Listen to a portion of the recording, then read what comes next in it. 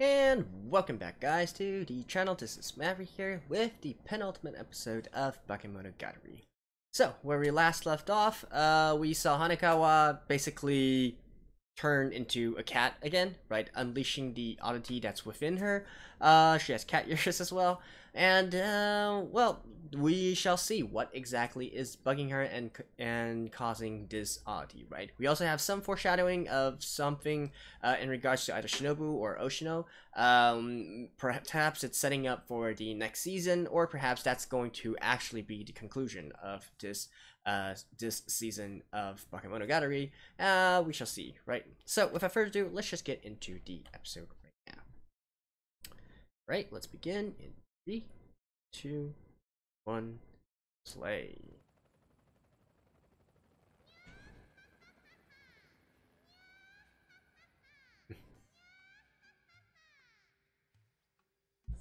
All right.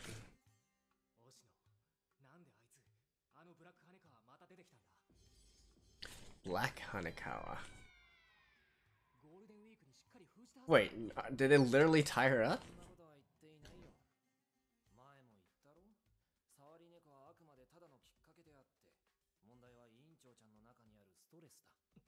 Yeah.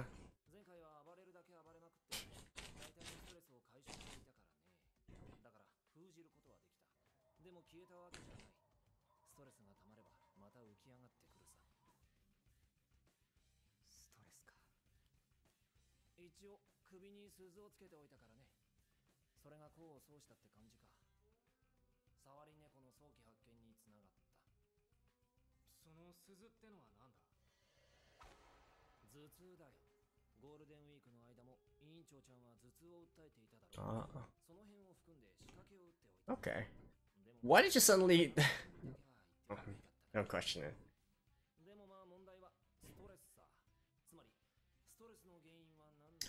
Probably Araragi.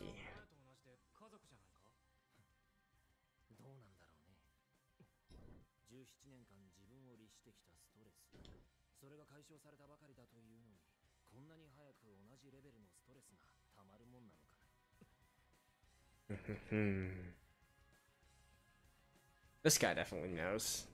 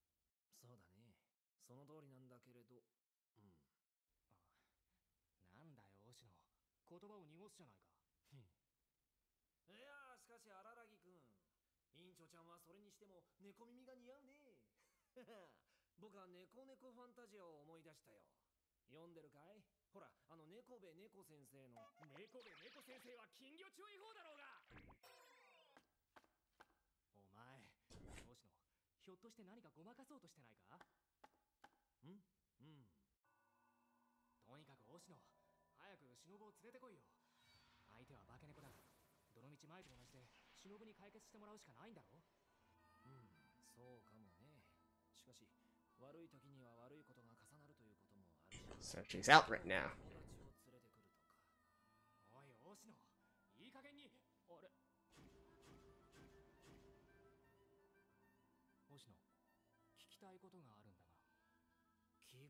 Yeah, Mayu just told you about this.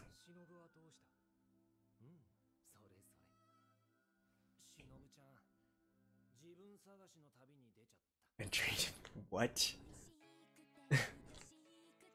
What? All right. Sure to say that.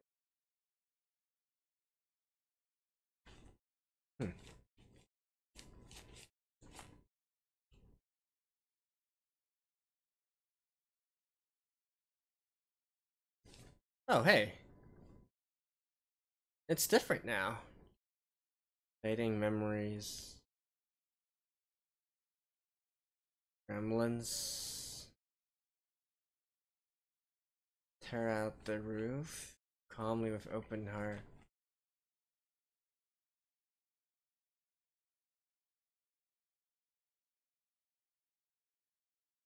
Why are you running on the track, girl? Oh wait, are you running on top of the trains? Alright. What?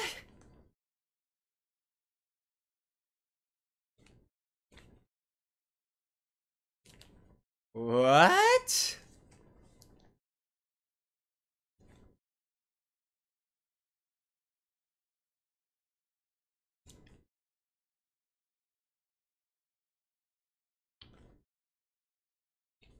That was certainly a very interesting opening.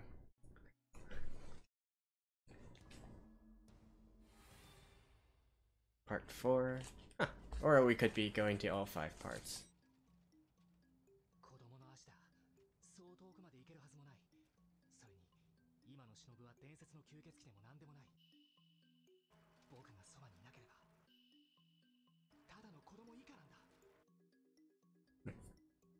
Mr. Donut.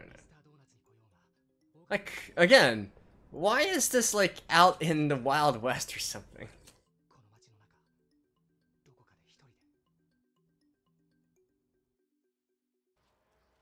Oh, flashback? June 14th.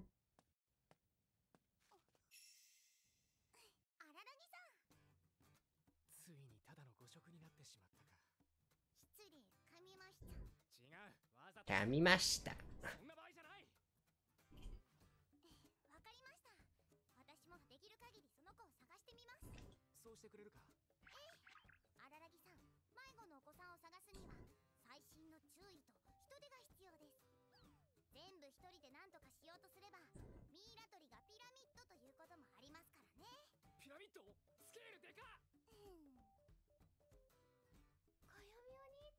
Oh.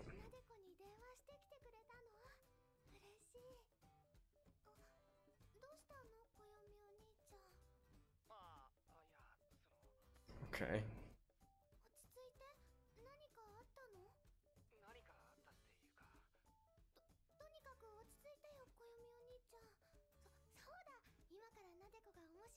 I mean, he sounds calm.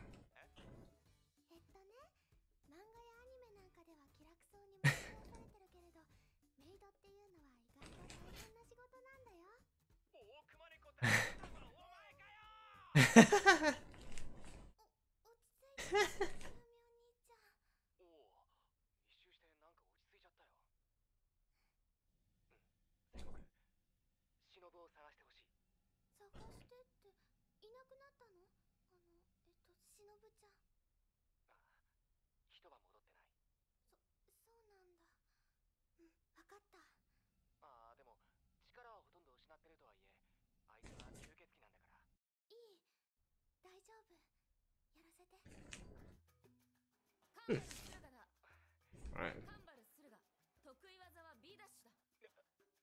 So... Erotore?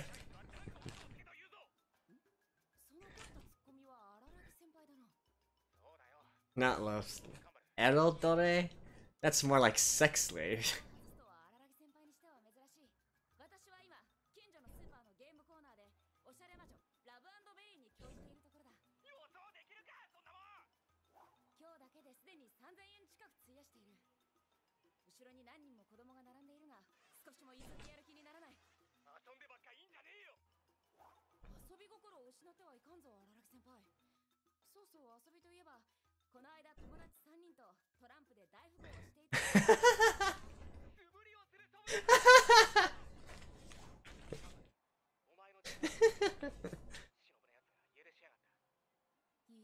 Is it just a natural coincidence? Or...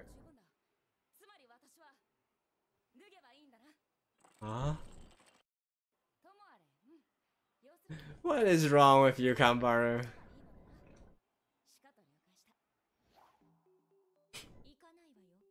Oh.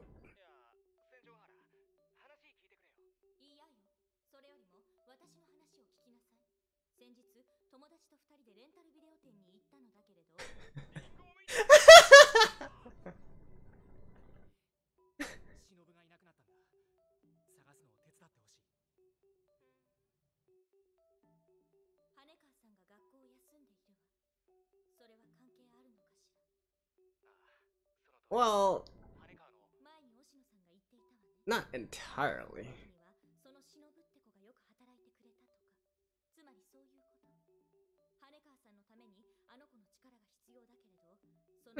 Okay, you're quick on the situation.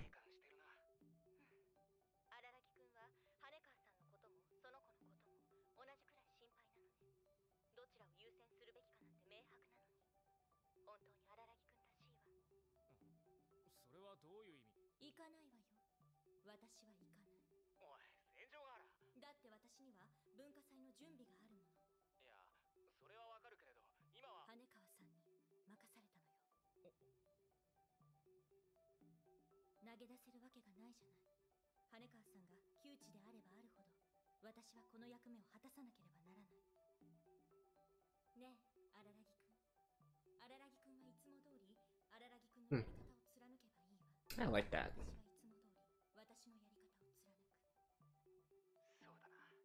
That's what a team is.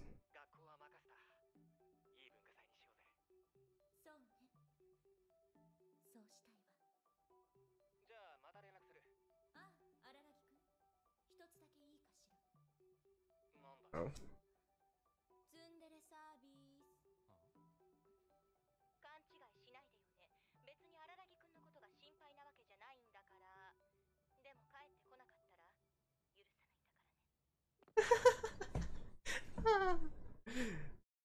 Ah, she is so cute.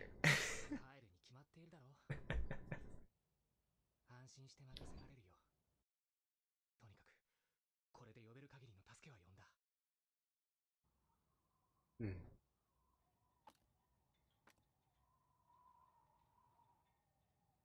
Oh, she's gone. 荒木くん。な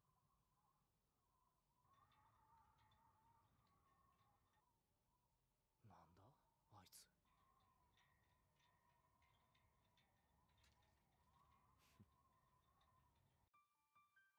あいつ。What?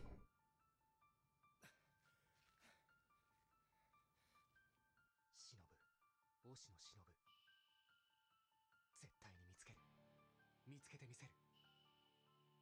僕はお前のことを一生背負って決めてるんだ。Really?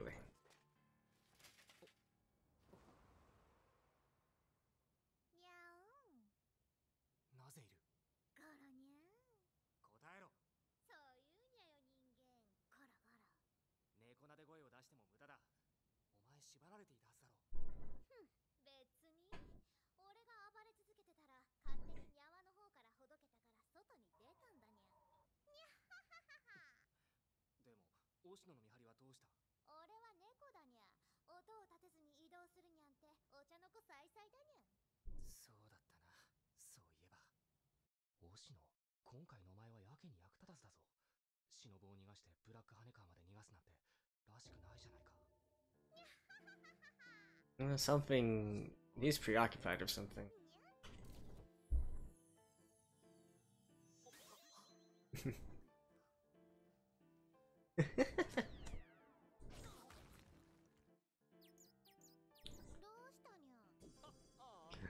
She definitely knows what she's doing.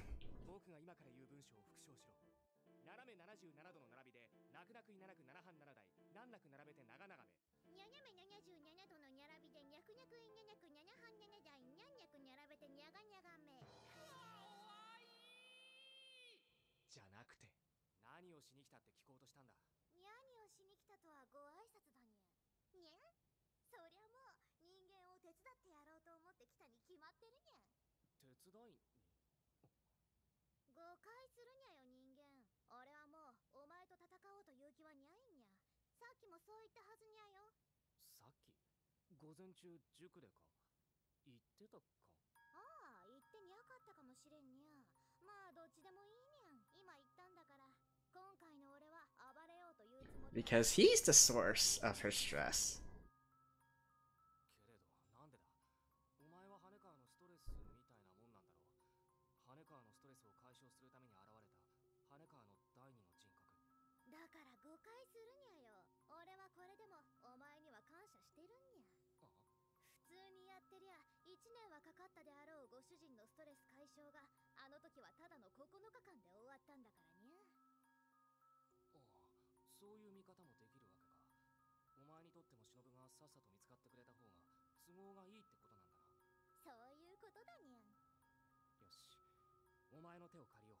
Really? これが本当の猫の手も借りたい状況ってやつだにゃ。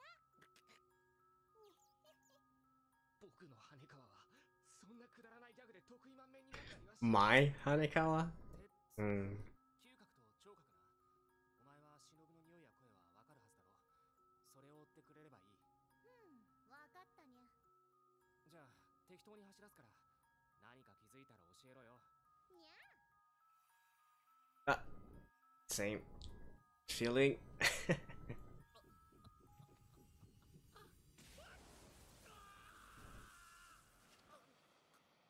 Wait, what?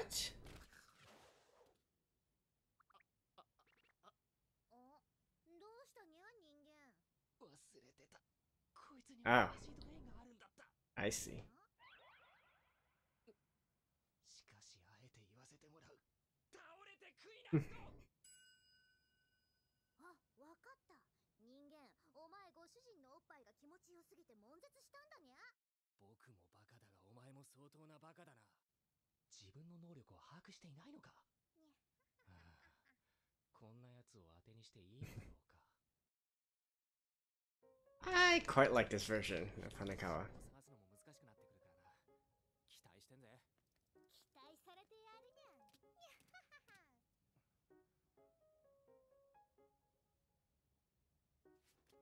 お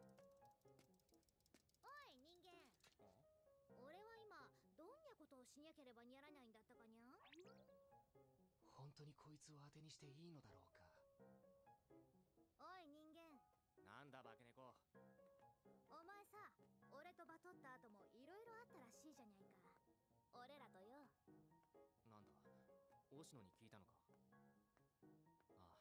ああ、カニとカタツムリと猿とヘビだ。ぬえだにゃ。猿とヘビだけに反応するな。カニとカタツムリはどこに行ったんだよ。っていうか、思いついたことをそのまんま言うな。そして僕は鬼だ。ふんにゃ。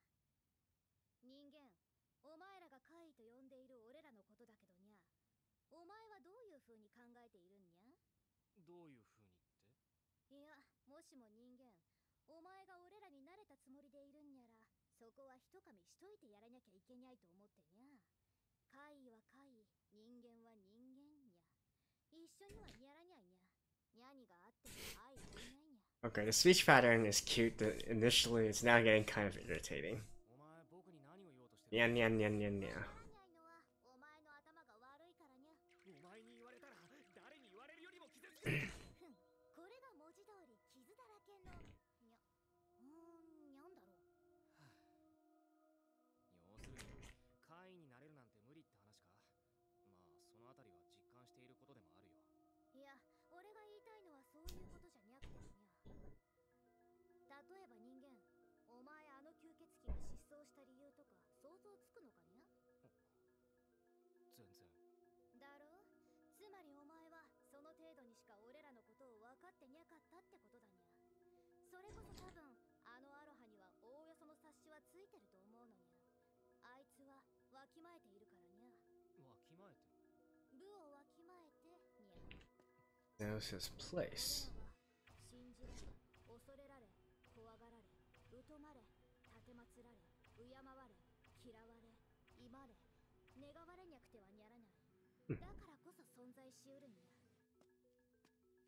慣れられるだなんてとんでもにゃい。友達感覚で接しられたらいい迷惑にゃ。でもちょっと待てよ。お前ひょっとしてだけどだからか。にゃ。僕が忍を慣れてただの子供として扱っていたから怪異としての忍が姿を消してしまったということなのか。そうかもしれにゃいし、そうじゃにゃいかもしれにゃい。そんな深いところまではわからんやにゃ。Still a baka. それにしても全然匂わにゃいにゃ。ああ、忍の匂いな。人間、あの吸血鬼は今どのくらい能力を発揮できるんや。消えたり現れたり影ににゃったりできるんやら、俺には見つけられにゃいにゃ。ほぼ発揮できないよ。発揮できるとしてもそれは僕がそばにいればの話だ。僕がそばにいなければただの子供。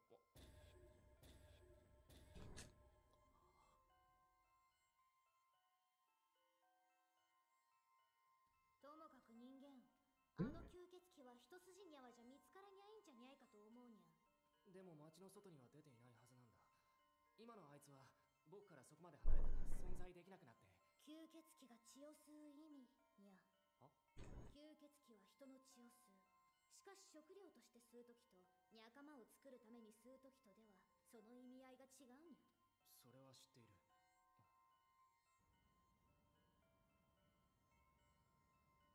あるいはだからこそに I like how the city literally has no one in it. 鈍感なやつにゃ。鈍感ってなんだよ。あの吸血鬼は次から次にのべつ幕なしにお前が俺らと関わり続けてるのを見ていい気分じゃにゃかったんじゃにゃいか。いろいろな怪異と並列されて自身の得意性が薄れていったという意味か。だからあそこに居続けられなかったって。鈍感にゃ。 What? しかしお前このまま吸血鬼が見つからにゃか。 I don't get that. どうするって、そりゃ困るよ。羽川は元に戻らないし。俺のご主人のことを除けばお前にとってあの吸血鬼はいにゃくにゃっちまった方がいいんじゃにゃいのか。だってあいつが消えてしまえばお前は人間に戻れるんだろ。あいつを見捨てるなんてこと僕にできるわけないだろ。あいつには殺されたって文句は言えないんだ。それだけのことをした。あいつが明日死ぬのなら僕の命は明日まででいい。 What? にゃるほどにゃ。 Why though? おい人間、吸血鬼に頼れなくても俺を奥に引っ込める方法はあるにゃ。あるのか。俺は Just what does Shimobu mean to Araragi? 解消されれば俺もまた消えるのにゃ。それは推しの考えてた。 Alright, so what exactly? ストレスの大元がわからないだろう。 You, right? Araragi. ご主人のストレスのボンゲにゃ。大元がにゃにかも知っているにゃ。そっか。それにこのストレスはお前なら簡単に解決 Because the source of the stress is you. 簡単にゃ。いやにゃ人間、俺のご主人お前のことが好きにゃ。 There we go.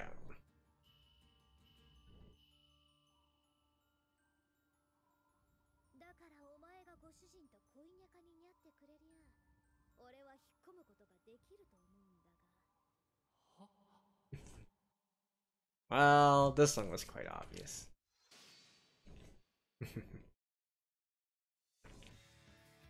Alright. See you guys after this. And I was right. So the entire situation with Hanekawa is the fact that she is in love with Araragi, right? And so going on by this train of thought, I feel like my other prediction is also highly likely to be true as well, and that is that she probably already knew of Araragi even before she helped him during the spring break, right? Perhaps she already knew of him, perhaps she was actually already helped by him somehow, some way. Yeah, so definitely they have a much further history than Araragi himself realizes. And well, you know, mystery solved, I guess. Now the big question is, how can they resolve the situation when Araragi clearly has his mind set on Zenjugahara, right? And I'm not gonna go too much into that. Obviously it should be resolved in the next episode. I mean, we're literally ending here. I do feel like they'll probably have a resolution to this by the end of this series. The other interesting part about this episode definitely was the conversation between the cat and Araragi, right? Or Black Hanekawa, as they call it, and Araragi. Particularly the dialogue in regards to oddities, right? And how you shouldn't treat oddities as equals, because that would make them lose their meaning, right? So these oddities are essentially sort of ghosts or folklore or gods, deities, whatever you want to call them. And so in the history of humans, they were, you know, bound by all those other words that she used, right? You revere them, you fear them, or you pray to them, so on and so forth, right? And so what Araragi doing is something very unique and potentially harmful to them as well, although that's maybe not entirely maybe that's not entirely true, right? She didn't never mention that it would actually specifically harm them. It's just that she felt it was annoying, but that's her perspective, right? So don't really know about this, but that definitely seems to be one of the points going forward, considering that this is a series that deals with a lot of different oddities and with Araragi as the main character, right? The other part that I found kind of intriguing is the entire concept of vampires here, because with now 14 episodes in, it's pretty clear that the concept of vampires here is quite different from other media that we've seen so far, right? It seems that the vampires here, they need to survive on their followers. It's not a case of where they can just even on their own, they still have their powers, they can live, and particularly for Shinobu, it seems that she only wants one follower, and that is Araragi, right? So she is entirely dependent on Araragi in a sort of way. And I'm actually more curious now, like, what exactly happened that caused Araragi to turn into a vampire, right? Because originally I thought it was the same as all the other girls, right? Maybe he was going through something in his life, something happened, and some kind of dark thoughts or whatnot manifested itself into this oddity, and so he had to fight to gain control over that, and fight to revert himself from a vampire back to more or less a human, right? Now, however, I do kind of feel that, I mean, that could still be true. It could still be a result of Aragi's own thoughts and emotions and whatnot that caused Shinobu to manifest. Now, we're never actually told whether she manifests herself willingly or is this more of an automatic kind of thing, right? So perhaps, especially with this kind of condition where the vampire needs to survive based on the followers, I wonder if Araragi actually feels guilty that it was him that caused Shinobu to manifest herself, and now that she has turned him into one of her followers, he feels obligated to help her survive, right? Perhaps it's going to be something of that kind of nature. So quite a bit different from what I thought, where maybe they had a big fight before and then Araragi won, and then now Shinobu is just a defeated vampire and, well, just deciding to live life in the human world, right? Which I guess we'll learn more about in the next season or the next series, because we are one episode till the end, and I don't think one episode is enough to solve both Hanekawa's problems and the Shinobu situation, right? So I'm expecting for the finale next episode to mainly focus on Hanekawa, and then we'll learn about Shinobu in the next one down the list. And speaking of next one down the list, so that is something that I'd like to ask you guys as well, right? The watching order of the Monogatari series. So more specifically, for the next series, one thing that immediately comes up is whether or not to watch Kizumonogatari right after this one, right? So one thing for sure, I'm not going to watch it in chronological order, right? So that's something that's nearly universally panned. However, there are still two different orders that can be considered. One is the airing order, in which case Kizumonogatari happens much later because for some reason it was not adapted early enough, or we could go by the light novel release order for Kizumonogatari, in which it comes directly after Bakemonogatari, right? And apparently that, as far as I could tell, Kizumonogatari is going to deal with a lot of specifics in regards to Shinobu's situation, right? And of course, I'll follow the airing order for the rest of this because I think most of the debate is just on whether or not to watch Kizumonogatari next. Now, personally, right now, I'm leaning towards watching it next because, my stance on these kind of situations are pretty clear. I like to watch it in how the producer or the author originally intended it to be watched in. So in this case, because Monogatari series is a light novel adaptation, I kind of want to go with what the author of the light novel decided to do, right? He had his vision about the work, and so we should respect that vision. And that's just how I normally view these kinds of things anyways.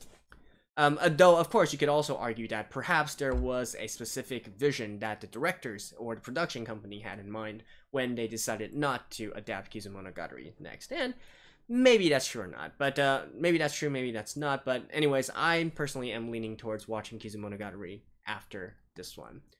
So if you guys, particularly for those of you who have read the light novel before, do let me hear your thoughts on how you think it's best to proceed, and I'll take it into consideration as well. So there we go. That was episode 14 of Bakemonogatari. See you guys in the grand finale.